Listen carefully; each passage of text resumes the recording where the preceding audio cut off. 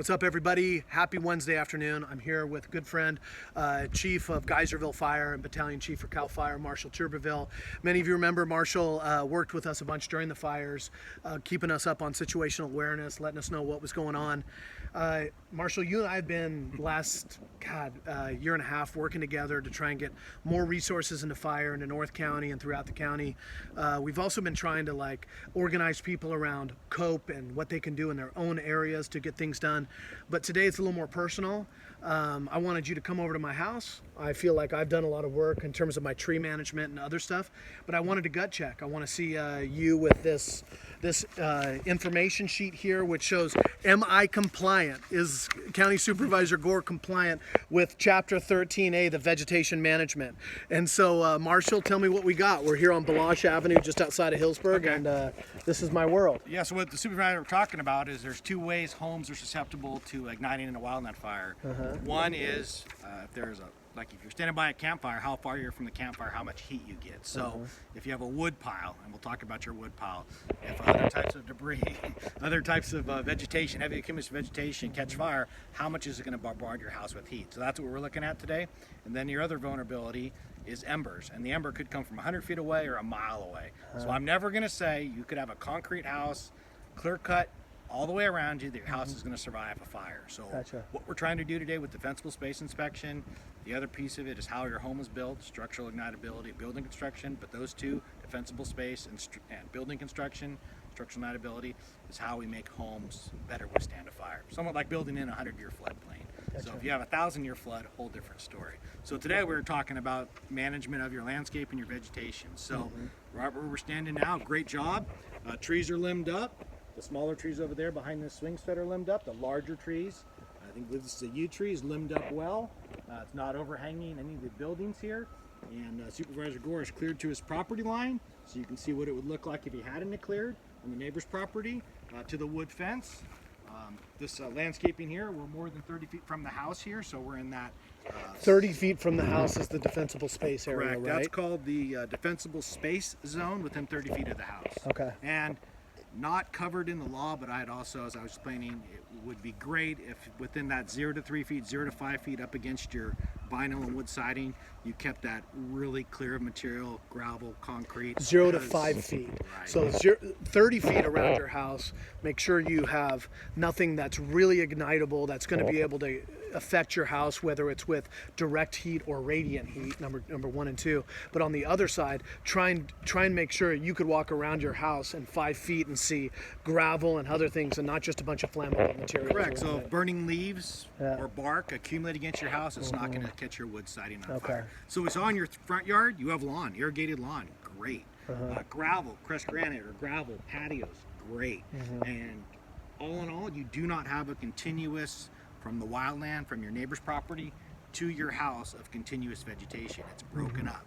So other than embers hopscotching over, which is lateral, like as you say, in this sense, it's lateral, but then that's the same concept you use when you're talking about limbing up your trees, is because you've broken up the cycle.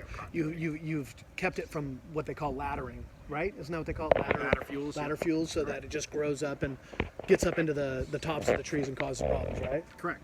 Okay. So think about, if you want to talk about dominoes or a wick, as soon as you knock over one domino, does it knock over the next? Is there's continuity? Does the wick keep burning? Okay. And you've broken it up enough. Okay. Now, we talked about your gutters. So let's go take a look real quick. So I have a couple big trees. I have a yew tree up here, which is actually homeopathic medicine made in tea for breast cancer treatments, others. I got this widowmaker back up here, an incense cedar tree.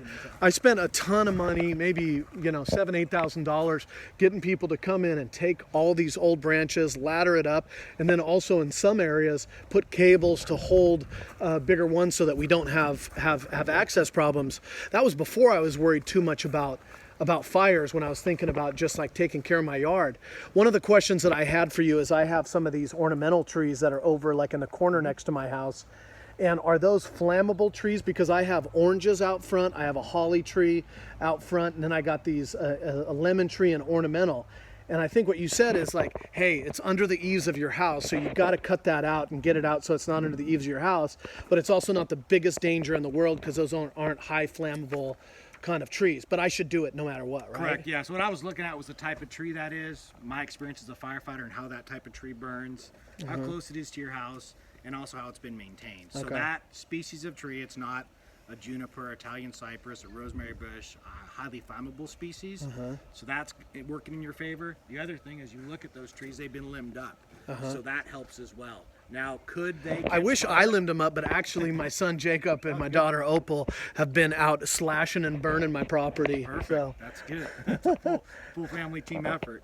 So yeah, that's not your, I would say, not your biggest vulnerability. Okay. However, So let's go to my biggest vulnerability. Let's go to where, so it sounds like I get maybe a B because my trees are good, everything's good, but then I have a big pot of fuel sitting over here that's way too close to my house, right? Correct, yeah. So remember, it's radiant heat and embers. This is makes you very susceptible to radiant heat.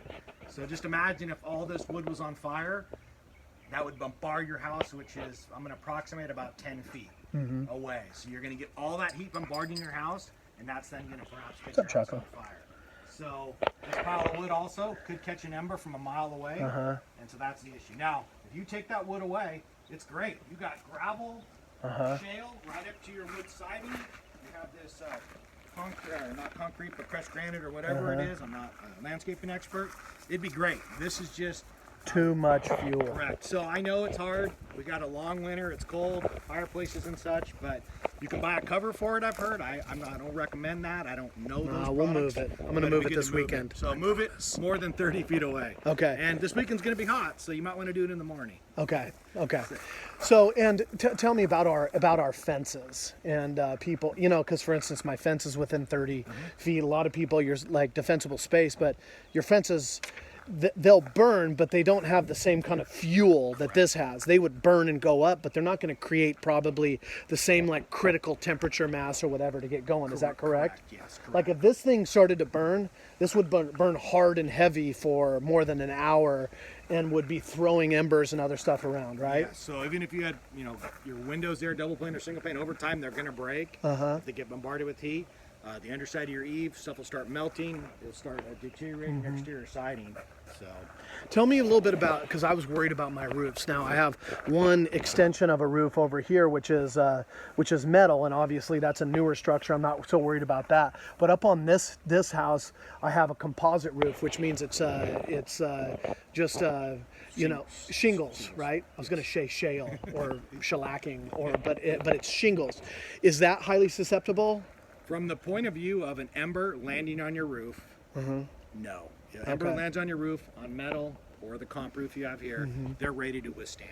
Don't quote me exactly, but I think it's an hour or more. Your biggest vulnerability with your roof is your gutters. And so even on that metal roof over there, depending on how it's assembled, if there's any type of wood or gap, leaves in your gutter ignite from an ember, and then over time it basically ignites the underlayment. Same thing on this. Do you recommend people put covers on their gutters? I recommend it, but you also still got to do the maintenance. You still got to manage them. You can't just put a screen over the top and act like nothing's ever going to get in there. So I would say that's one of the things you hear about a red flag. Number one on a red flag day, don't start a fire. Number two, be prepared. Go bags, and maybe that's a time just to clean up your gutters and stuff. Don't go out there and weed eat on a warm day, but gutters would be a great opportunity to clean up on a red flag.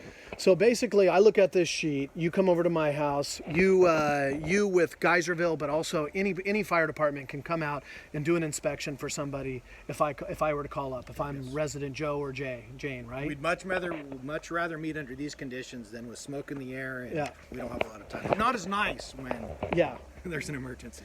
Well, and I think you guys, some people have appropriately put it recently and said, firefighters can do their best, but if you haven't done the work to protect your property before a fire, don't expect a firefighter to sacrifice his or her life to defend your property. Maybe to defend your life and save you, but not to defend your property. Like if you were to come to this property and you're like, oh God, there's a fire here, and you see this thing burning and others, you're gonna try and get people out, but your biggest goal isn't gonna be to save this spot that I haven't protected. So I gotta own the spots that I've been good and bad. Tell me about other people's properties out here, because one of my big frustrations, and been very vocal in the media the last couple days, you and I had a review of lack of compliance by private landowners. It's the idea that people really are even though they've gone through the fires, they say that it affected them just like me and others. They're not taking personal action. People are not just taking care of their own areas. And while you and I, who represent public agencies and firefighters or government and funding and other things, we have a huge responsibility that we need to keep stepping up on. People need to take care of their stuff. So what do you see out there? From what I see overall, I would say there's some people that get it, and there's some people that, I'm going to say nicely, don't get it. Yeah. And so that's what's frustrating. I think from government, county, and local government, Geyser, we're doing the best we can do. We're offering free chippers. We're willing to come out. We're doing everything we can do. This work really should have started a couple months ago in the spring and winter. Right now you can't do burn piles if that was one of your options. So we're behind the curve a little bit. And we're only getting warmer and drier as the summer and fall goes on. So I'd encourage you, as the supervisor said, a lot of different fire scenarios. A small fire that starts right here, yeah, we're going to have enough fire trucks, enough firefighters to make a difference and put the fire out small.